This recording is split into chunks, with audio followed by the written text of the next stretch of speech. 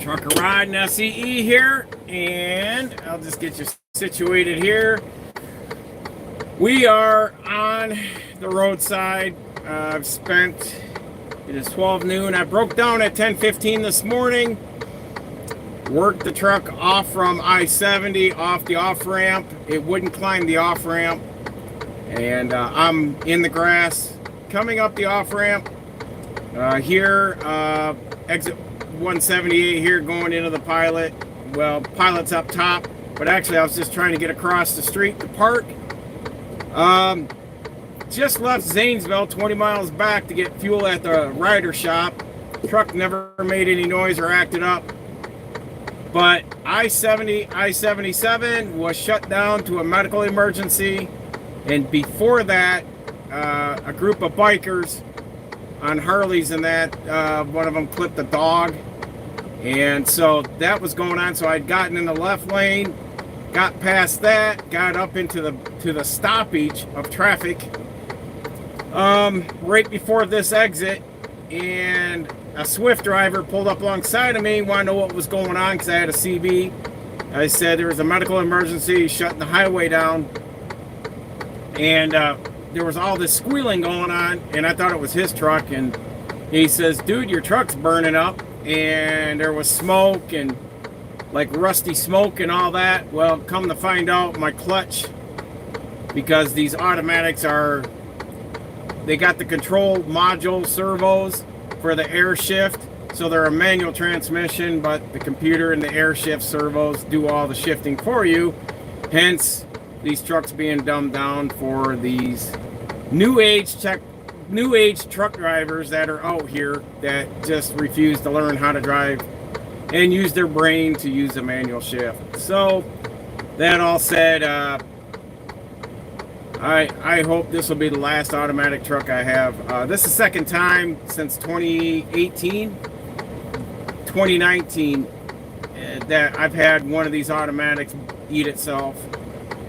So I was able to start up the ramp, and she just wouldn't finish climbing it. So I coasted off into the grass off to the left, put my triangles out, made calls. I got a hook coming to take me back to that rider shop, and they got a spare truck coming down from Akron, Ohio to swap out. So I got to figure out all my groceries in my refrigerator, what to do with them, and or once I get the replacement truck, go to a store and get one of those 12-volt plug-in coolers, whatever.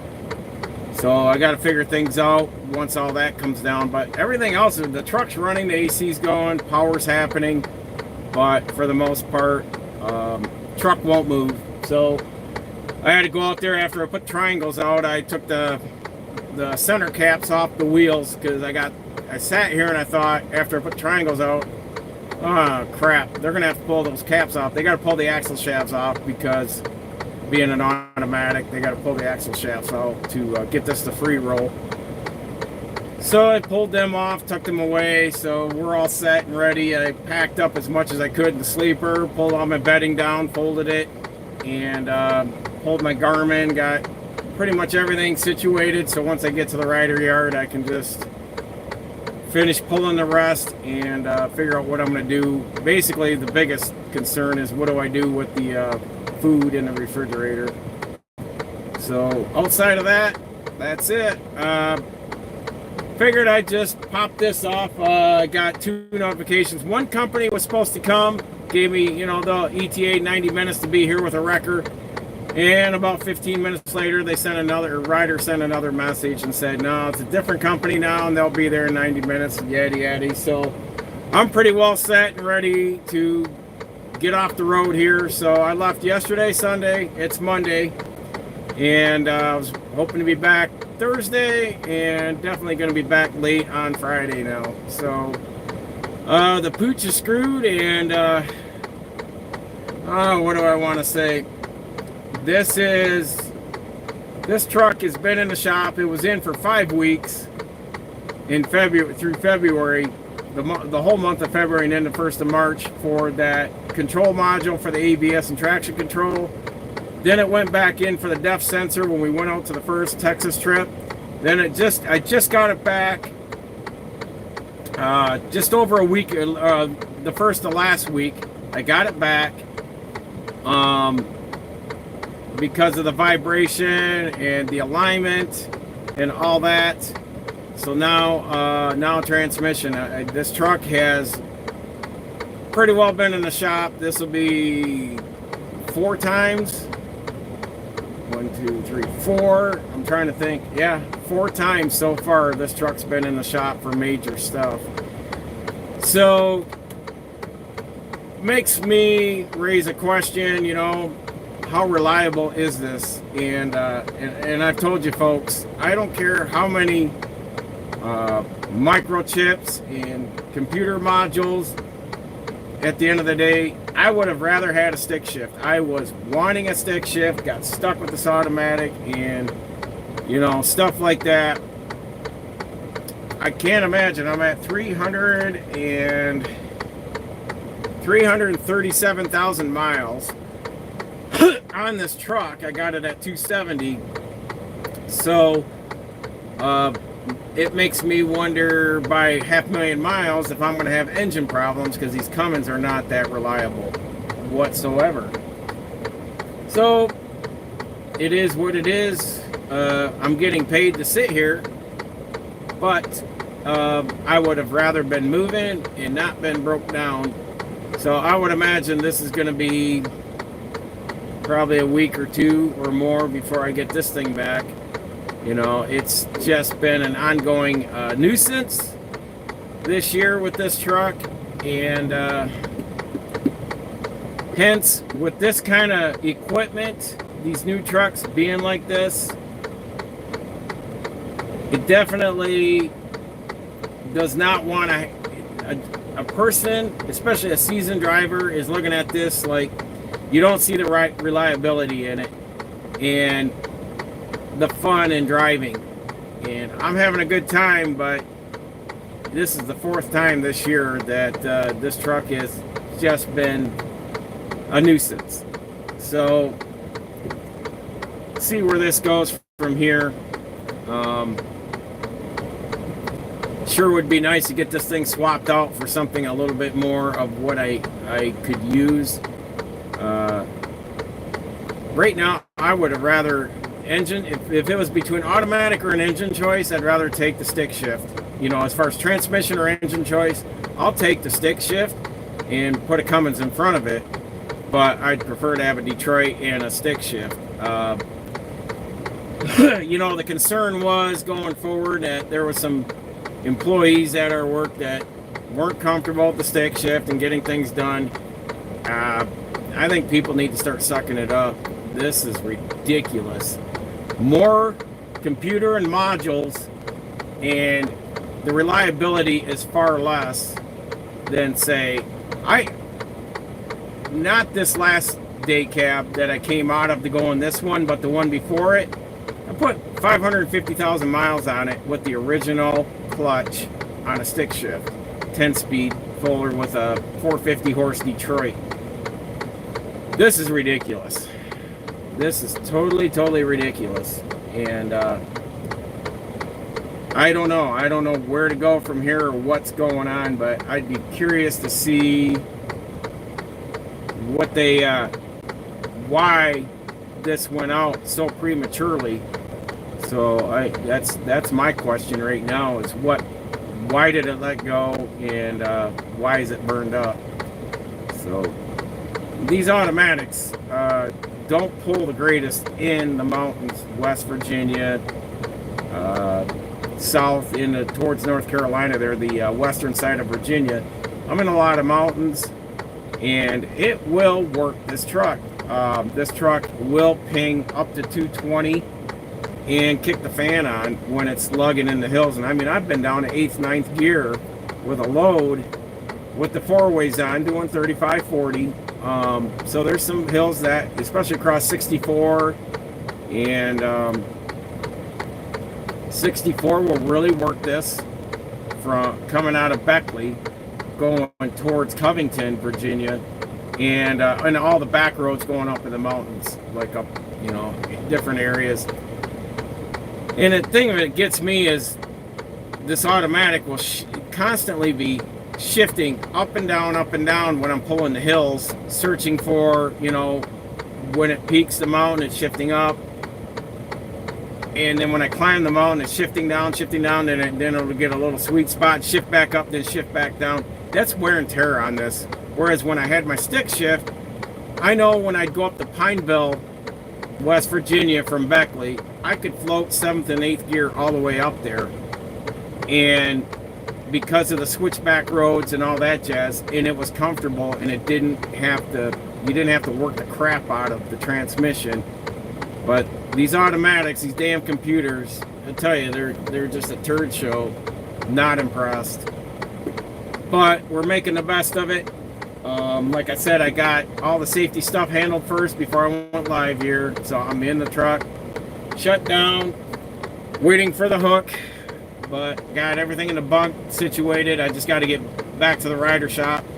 The rider manager, maintenance manager that I talked to, he definitely understood, what was going on. I told him, I am a licensed mechanic through the state of Michigan, so I told him, what it did. I understand, I know why, and I told him my background, so he's over 90% sure, the clutch went out, and we'll have to get it back to that rider shop. They're probably going to do the repairs there, and like I said, another sub truck's going to be showing up, so I can get that hooked up, moved into that.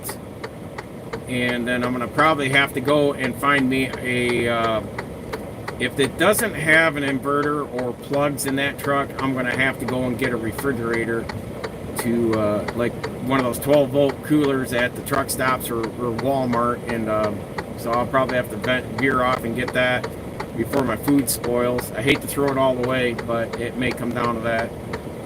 So, yep, things you don't expect to happen happens. So that's that. I just wanted to chime in. I wasn't planning on doing a live today. I was going to get some stuff done when I got parked. I was making plans. I was thinking ahead of, where I was going to be and what I was going to get done today. But when this stuff happens, you pretty much just erase that.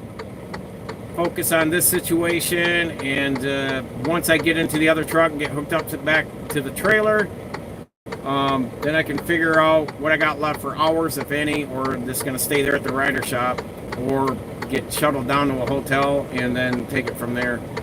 So yeah, it's something right now. When you break down and you're, I want to say, rewiring and definitely finding solutions, and you're going to have to find several solutions to every problem. So, like I said, many things here while sitting on the road, but also what am I going to do after the fact with the groceries? Running the route in another truck's not a problem. I don't see that, but it's just a frustrating aspect. So this is at least knowing now. I may carry a cooler up in the top bunk. When I get home, I'm going to bring a cooler next time. And if I have to, just stop and get a bag of ice and throw everything in there. It's basically what I'm going to have to do when this stuff happens. So that's already on the docket for a solution fix next time. So if you catch this, hey, the other thing is markets. I watched the opening bell for markets opening today. The yen carrying trade, if you follow economics and financial, the yen dollar has been very weak to the US dollar, so people would take their US dollars, buy yen, and turn around and buy, they could buy more US dollars with it and then buy assets. Well, the yen is getting stronger. Margin calls are now happening. They said they're going to be in at 2 o'clock this afternoon. The margin calls are going to be hot and heavy, which I think is going to be the close of the Japanese trading market. So the Dow was already down 1,066 at the opening bell. The NASDAQ was down like, I want to say almost 5%. So I made a phone call as I got to that rider to get fuel this morning, and I moved all my investment assets. I made phone calls. I got everything moved over into a safe haven, hedging it in a safer investment to hold tight so I don't take a volatile loss and prevent, massive bleeding on that. So we already moved all of our assets today. The guy that was moving it, he said that he's been getting a ton of phone calls at his brokerage, his investment brokerage, and he said ever since they announced Kamala as as a presidential running mate or runner, their phones have been blowing up every day. The market's been just moving downward ever since that happened, so people aren't expecting good things to come. They're moving their money out of Wall Street into safer assets. The 2 and 10 year bond was already close to uninverting at 2 basis points. It was at 8 at the opening bell. I expect that to uninvert, if not today, sometime this week. Shit's hitting the fan. If you've got investments, especially in the stock market, I would say get out of your stocks. Hedge them over into a safe haven of something, whoever you're working with, or put them in bonds or something, money markets, somewhere that's going to be far safer than losing it in the vaporware of stocks and paper stock trading, ETFs and all that, because things are going to get worse from here on out. I was expecting to at least get through this quarter before the Fed announced in September that if they were going to lower, do rate cuts, and then I was going to move money then, but did it today. So I expect worse things to come for Wall Street and the American economic market. And the wife and I had a quick talk after that, and we are really going to, I am grabbing the turnbuckles and tightening things up tighter than ever right now, and definitely going to be no spending. And if something breaks around the house, and if it's not a need but a want, it may just have to sit there and not get fixed. So that's how I'm going to be looking at things going forward. We're really going to tighten up, not spend anything, but just continue to pay down debt, and the discretionary money being put over into future assets, holdings that will invest. So that's what's happening today. I wish you all well with your money. If you haven't invested, that you do the right thing. Do not take a volatile loss on that. I think from here until the next president is in office, I think only more bad things are going to come in this economy. So if you've got a vacation plans or anything, I think you should pull the reins back and wait and see which way the steering wheel's getting directed on this. We're good right now. I am definitely pleased where I'm at now compared to where I was 8 to 15 years ago. And going forward, all we can do is focus on your home front, your economy, and just be prepared. But also, if you're not a person that believes in security or securitizing yourself with brass and lead and pew-pews and other means, getting fit, getting strong defensively to defend yourself, I think you should, because food prices are going to continue to skyrocket. They anticipate a hyperinflation on food coming forward, and more violence coming, especially as we near the election. Bad things are going to become worse, and I think people need to be more head on the swivel and understand that There are as many people, if not more now, in this country that are meaning to do more harm to the established citizens of the United States. So get prepared monetarily, physically, and mentally for what is about to come from this day forth. My name's Rod, Trucker Rod, and we're out here just waiting for the tow truck to show up. But stay safe, continue educating yourself. Now's the time to do it, because knowledge is learned and not taught, and we will see you in the next video.